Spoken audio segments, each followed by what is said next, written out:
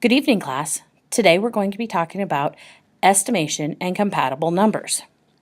While we're doing estimation, let's review our rounding rules. Our rounding rules are, if the number is 5 and above, you're going to give it a shove up to the next highest denomination of 10. If it's 4 and below, you're going to let it go. So let's look at an example. I'm going to use my number line to place the number 13.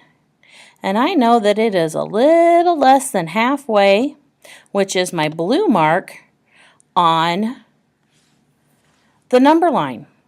So if I want, based on my rounding rules, what number am I going to round this? Am I going to round up to 20 or down to 10? I'm going to round down to 10. So the next number I have is 28. Well, I know 28 is more than halfway between 20 and 30. So I'm going to put it right there. Am I going to, based on our rounding rules, round it, give it a shove, or am I going to let it go? I am going to give it a shove up to the 30. Our final example is 76. And it would go on the number line right about here. Am I going to round that up to 80 or down to 70? Pause the video. Write your answer. You're right, you would round that back up to 80. Good job. So let's look at a problem. In Major League Baseball careers, Lou Gehrig hit 493 home runs and Frank Robinson hit 586 home runs. Altogether, how many home runs did these two hit in their careers? Well, let's start with Lou Gehrig.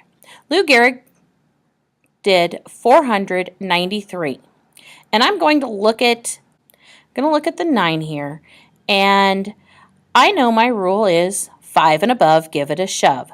So I'm going to shove this number up to 500. Frank Robinson, and his score was 586. Well, I'm looking at the 8 here, so I want to round that, give it a shove up to 600. But this question wants to know the total for both of them, an estimated total. So I'm going to take 500 plus 600 and get 1100. But I am not done yet. We have been pretty bad about making sure we get our labels. So I need to make sure I put a label on this. And our label would be home runs. Let's look at another problem. This problem was also on your pretest. A row of bleachers in a gymnasium can seat 96 people. That's one row of bleachers for 96 people. Estimate the number of people who can be seated in 8 rows. Explain your reasoning. Okay, well, 96. I know that is close to 100. And that's for one row of bleachers. But the problem wants me to find 8 rows of bleachers. So I'm going to take 8 times 100, and I'm going to get 800. So my answer is about 800 people. But I'm not done. The second part of that is asking me to explain my reasoning. How did I get that answer?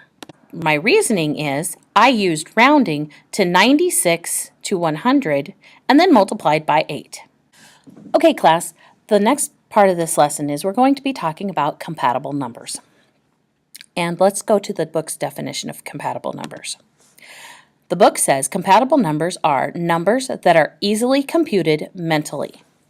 Now, let's go to a problem. Layla's car traveled 129 miles and used 4 gallons of gas. About how many miles did the car travel on each gallon? Well, let's look at the 129.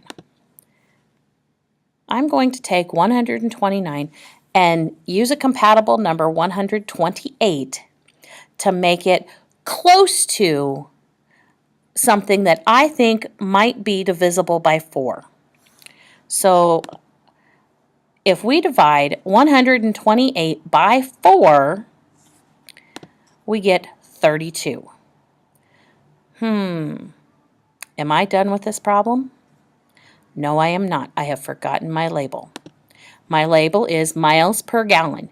You could write it all out, but you are probably familiar with MPG, which is miles per gallon, the abbreviation. Okay, class, I'd like you to do some review. So we're going to factor 7 and 28. Pause the video and factor 7 and 28.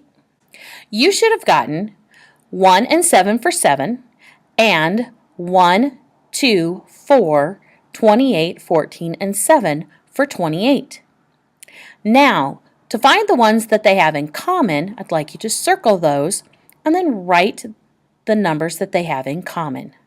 Pause the video. Great, check your answer. I hope your answer matches mine. They have 1 and 7 in common. Now let's look at another problem. 45 times 60. We had one of these yesterday. Pause the video and break this all the way down.